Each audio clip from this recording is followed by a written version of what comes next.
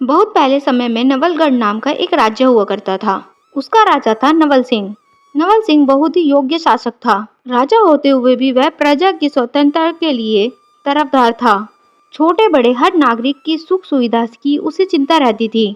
प्रजा भी अपने राजा को बहुत चाहती थी और हर दिन उसकी जय जयकार करती रहती थी। राजा जानता था कि यह सब उसके बुद्धिमान प्रधानमंत्री की नीति और सूझबूझ का परिणाम है। समय बीतता गया। एक दिन प्रधानमंत्री को काल ने आ घेरा। प्रधानमंत्री की मृत्यु से राजा का तो जैसे दाया हाथ ही कट गया। अब तक राजा निश्चित था। वह जानता था कि प्रधानमंत्री के रहते राज्य में कहीं अन्याय और अत्याचार नहीं हो सकता, किंतु अब प्रधानमंत्री के बिना शासक का कार्य चलाना कठिन था। वह यही विचार करने लगा कि नया प्रधानमंत्री किसे बनाया जाए। स्वर्गीय प्रधानमंत्री का पुत्र सोमदेव भी राजा की मंत्रिमंडल में ही था। अपने पिता के सामने ही वह राज्य के महत्वपूर्ण कार्यों की देखभाल करने लगा। मंत्रिमंडल के अन्य सदस्यों का विचार था कि राजा उसी को प्रधानमंत्री बनाए। राजा भी यही सोचता था कि पिता का उत्तराधिकारी पुत्र को ही बनना चाहिए। राजा की नजर एक युवक पर भी थी। दिगराज नाम का वह युवक उस समय राजा की अंगरक्षक सेना का प्रधान नायक था। राजा भली भांति जानता था कि युवक दिगराज प्रधानमंत्री के पुत्र सोमदेव की अपेक्षा अधिक सूझबूझ वाला था। फिर भी मंत्री पुत्र के स्थान पर उसे प्रधानमंत्री बनाने पर प्रजा के अधिकांश लोग उसकी आलोचना न करने लगे। इस विचार से राजा उसे प्रधानमंत्री बनाने का साहस नहीं जुटा पा रहा था। सोचते सोचते राजा को एक उपाय सूझ गया। उसने उन दोनों की बुद्धि परीक्षा लेने का निश्चय किया। दूसरे दिन दरबार में राजा ने दोनों को सोने की म्यान में रखकर एक एक तलवार दी और कहा, दिगराज, तुम पूर्व के सीमावर्ती राज्य में जाकर वहां के राजा को हमारी यह भेंट दो। इसके बाद राजा ने सोमदेव से कहा, प्रिय सोमदेव, तुम दक्षिण के सीमावर्ती राजा के पास जाकर हमारी यह भेंट उसे पहुंचा दो। दरबार में बैठे सभी लोग आश्चर्य कर रहे थे कि राजा ये भेंटें क्यों और किस लिए भेज रहे हैं। खैर, दोनों युवक भेंट लेकर निकल पड़े। कुछ दिनों की यात्रा के बाद सोमदेव दक्षिण देश में पहुंचा। वहां के राजा ने जब यह सुना कि यह भेंट उसके मित्र देश से आई है तो उसने सोमदेव का स्वागत करते हुए वह भेंट सादर स्वीकार की। राजा का सारा दरबार उत्सुकता से सोने की म्यान में रखी तलवार की ओर देख रहा था। राजा स्वयं भी उतावला था। राजा की आज्ञा पाकर मंत्री ने तलवार बाहर निकाली। चमचमाती तलवार की नोक पर लाल रंग लगा हुआ था। राजा की समझ में नहीं आया कि तलवार की नोक पर लाल रंग किस लिए लगाया गया है। राजा ने अपने मंत्री से उस रहस्य को जानना चाहा, किंतु मंत्री भी लाल रंग का मतलब नहीं निकाल पाया। हार कर राजा ने सोमदेव से पूछा, राजदूत, आपके राजा की यह भेंट हमें स्वीकार है, किंतु आपके महान शक्तिशाली राजा ने किस उपलक्ष्य में हमें यह भेंट भेजी है। तलवार की नोक पर लगे लाल रंग का अर्थ हम नहीं समझ पा रहे हैं। अब आप ही इसका अर्थ बताइए।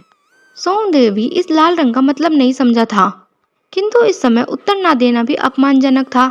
वह सोचने लगा, एक शक्तिशाली राजा का प्रतिनिधि बनकर नीचा देखना ठीक नहीं। ऐसा विचार कर वह कुछ अकड़कर बोला, राजन, आप हमारे मित्र हैं, किंतु कहाँ हमारे राजा और कहाँ आप। तलवार की नोक पर लाल रंग लगाने का अर्थ यही है कि या तो आप हमारे राजा की तलवार शक्ति स्वीकार कर ले, अन्यथा हमारे महाराज की तलवार की धार आपके राज्य में खून की नदियां बहा देगी। भरे दरबार में अपमानजनक शब्द सुनकर क्रोध से राजा के नथुने फूल उठे। उसने सोमदेव की ओर देखकर कहा, तो यह बात है, तुम्हारे राजा को अपने बल का बहुत घमंड है। जाओ, उससे कह देना कि अब युद्ध भूमि में ही तलवार की धार का फैसला होगा। सोमदेव की तरह दिगराज भी भेंट लेकर पूर्व राजा के पास पहुंचा। सिर झुकाकर सम्मान पूर्वक उसने भेंट राजा को प्रस्तुत की। पूर्व देश के राजा ने दिगराज को सम्मान के साथ ऊंचे आसन पर स्थान दिया। यह देखते ही दिगराज समझ गया कि यह राजा हमारे महाराज का सच्चा मित्र है। उसने म्यान से तलवार निकाली और उसे सम्मान पूर्वक राजा को भेंट किया। उस तलवार की नोक पर भी लाल रंग लगा हुआ था। तलवार की नोक पर लाल रंग लगा देखकर सारे दरबारी आश्चर्य में पड़ गए। सबने बहुत सोचा समझा, किंतु किसी की भी समझ में इस अद्भुत भेंट का रहस्य नहीं आया। अंत में राजा ने दिगराज से ही उस रहस्य के बारे में पूछा। दिगराज कुछ सोचकर बोला, राजन, हमारे महाराज आपका बेहद सम्मान करते हैं। यह तलवार इस बात की सूचक है। तलवार की नोक पर लाल रंग लगाकर महाराज यह कहना चाहते हैं कि मैं और मेरा राज्य आपकी मित्रता के लिए अपने खून की एक एक बूंद तक बहा सकते हैं। दिगराज के मुख से यह सुनकर पूर्व देश का राजा हर्ष से गदगद हो गया। उसने कहा, राजदूत, मैं आपके महाराज की इस मित्रतापूर्ण भेंट को सम्मान पूर्वक स्वीकार करके उनको हृदय से धन्यवाद देता हूँ। मेरा तन मन धन सब उनके लिए समर्पित है। दूसरे दिन दरबार जुड़ा।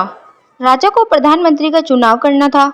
राजा ने दरबारियों से कहा, देखा आप लोगों ने, एक सोमदेव है जो हमारी भेंट के बदले युद्ध लाया है, और एक यह दिगराज जो हमारे लिए बहुमूल्य उपहार ही नहीं बल्कि मित्र की शक्ति और सहानुभूति में बटोर लाया है। मैंने इन दोनों को एक सी भेंट दी थी, किंतु दोनों ने अपनी अपनी बुद्धि से उनके अलग अलग अर्थ निकाले। दिगराज की बुद्धिमानी और दूरदर्शिता से प्रकट है कि वह संकट के समय में सूझबूझ से काम लेने वाला व्यक्ति है। बोलो, इन दोनों में से आप किसे राज्य का प्रधानमंत्री बनाना चाहते हैं?